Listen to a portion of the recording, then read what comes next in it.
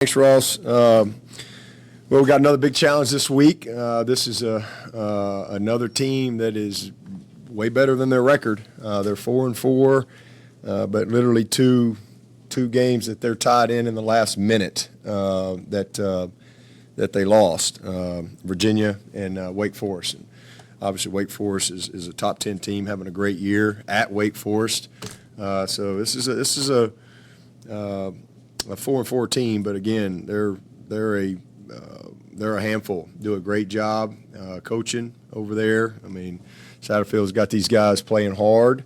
They do a good job with their schemes on both sides and positioning their players. The quarterback is another great player. It seems like every single week I look up and we're playing, a freak show at quarterback, and a lot of veteran guys. This guy's played a lot of football, a ton of football, and he's just a great player. He's got a great skill set.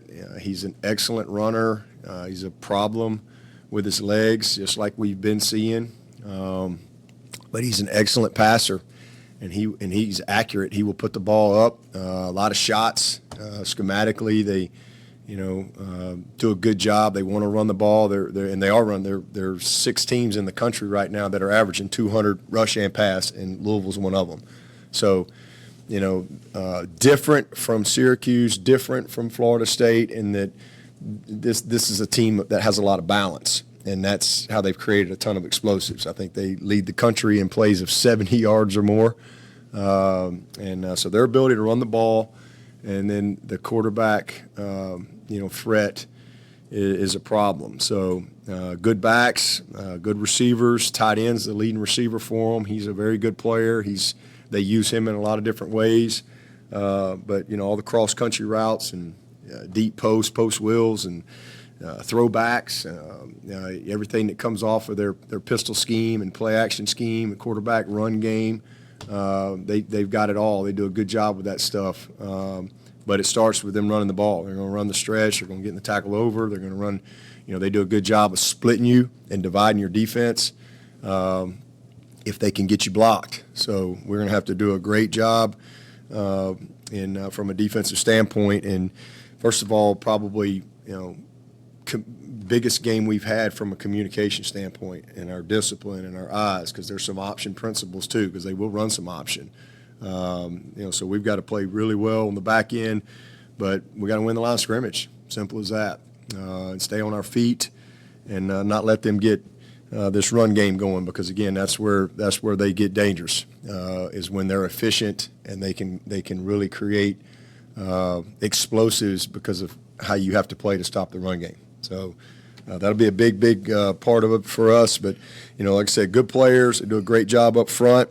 Got a couple of big-bodied receivers, and again, tight end's a good player. They got one kid, I guess number 8. He doesn't have but like 8 catches, but he averages 34 yards a catch. So when he touches it, it's a big play. He can fly. But number 1, 5, all those guys, good players. And then defensively, they've changed a little bit. If you really watch them from the beginning of the season to where they are now. So you got to kind of prepare for what we've seen all year. They're an Okie front, but they early part of the year, a lot of coverage, and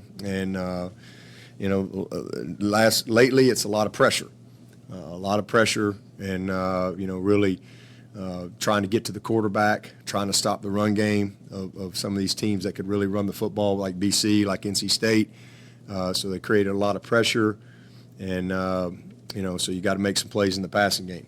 So they've changed some things up a little bit, but same thing. Really good group, well coached. They lost a really good player in number 13. He's an excellent corner, but they've got some veteran guys over there. 22 is disruptive. I mean, he's got about 6 sacks or so. Number 9, Avery's played 100 games. That guy's the heart and soul of what they do over there. Got some big disruptive guys up front with a lot of experience as well. So good football team across the board, and going up there, so it's always a tough place to play. And so again, another big challenge for us. But we're looking forward to it, looking forward to going up to Louisville. And injury-wise, don't really have an update for you guys other than we got some guys that'll, literally be day-to-day. Nobody that I can say is out that you don't already know about in the list of however many guys that is. But, hopefully each day we'll get a couple of these guys a little bit better and be ready to go. But proud of our guys from last week. Thought it was a great win for us. Had some guys nationally recognized, linebacker and punter and running back. So hopefully we can take that momentum on the road and do what we haven't done this year, and that's play a complete game, on the road. It's not been a good year for us on the road, and as we get rolling in November, if we're going to have the type of finish we want, we got to go play well on the road. And, our effort, our physicality, our toughness, taking care of the ball, not having stupid penalties. And if we do that, we'll have a chance to win the game. Any questions? Dabo, is Malik more comparable to like Schrader from Syracuse or Jordan Travis from Florida State? He's a combination of both. He's not quite as big as Schrader, but he's a stronger runner than Travis, similar to Schrader, but he's more elusive than Schrader. Maybe not quite as elusive as Travis, but he's kind of in between there. But he's dangerous, and I think he's just got more experience, as a quarterback. This guy's played a lot of football, and he's a very good thrower. He's an accurate guy. He can push the ball down the field. He can throw the ball on the run. He really understands their scheme. I don't know how many games he started, but he's been there a long time. He's played a lot of football, and that matters, man. He's got a really good feel for defensive football and structure and coverage and where to go with it, and when to run and when not to run, and all those things. So he's similar but different. I think all three of them are unique. Some of his shake and acceleration sort of give you flashbacks to another quarterback who played there. Yeah, and if you look statistically, there's some similarities between those two guys, for sure. I know I read something in the scout report the other day that he and Lamar are the only two guys to do. I don't know what it was, but I'm sure it's rushing and passing from that position. I think there's only been two guys at Louisville do that. So he's definitely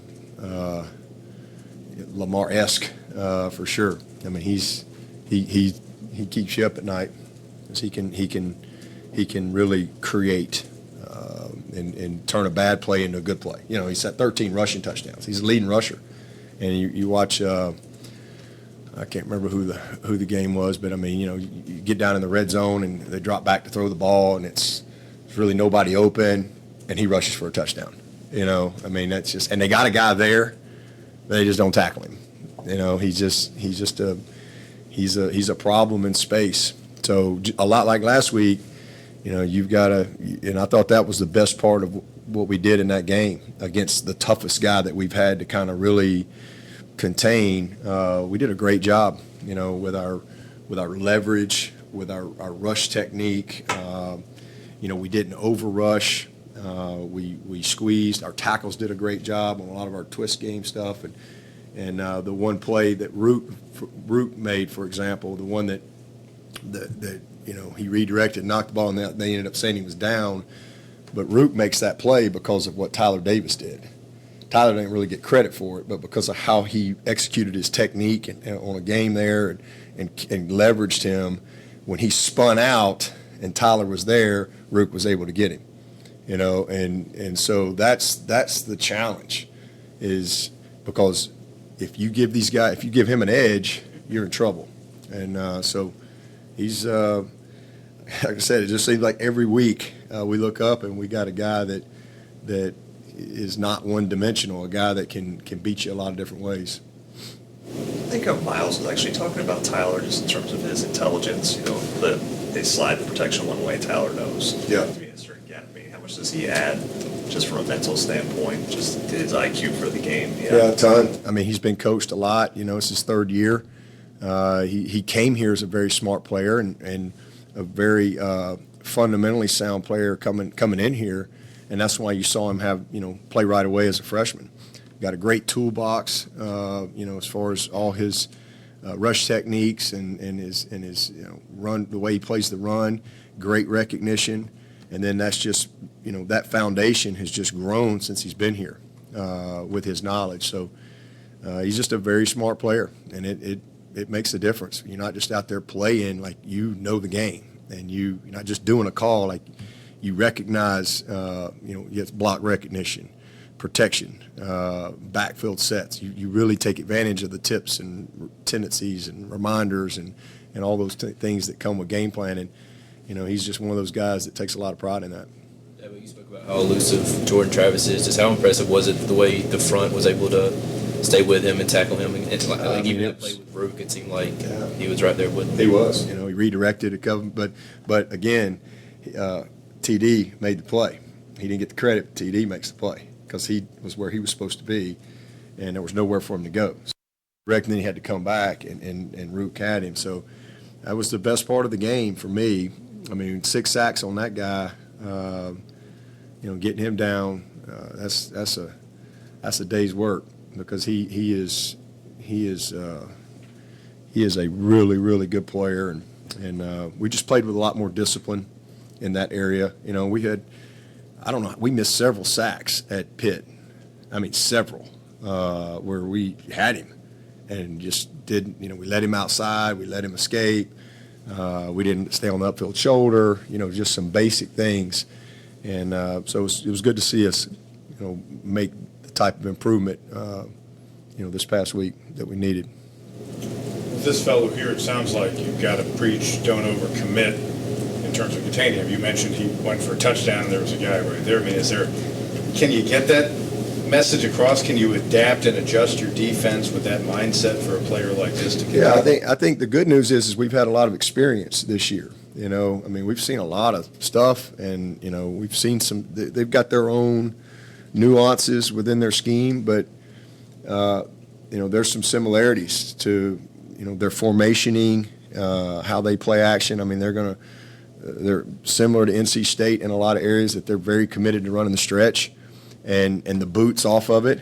And so, they're trying to always, divide your defense. Guys are cutting you backside, and if you get cut down backside or your linebacker overruns it, that ball's out the back door, and then you got to play the boots too. So, you can't over pursue, and then here goes the quarterback, out the back, because now you got a problem, because now he's a runner and a thrower, and so you have to keep him. Starts with keeping him contained.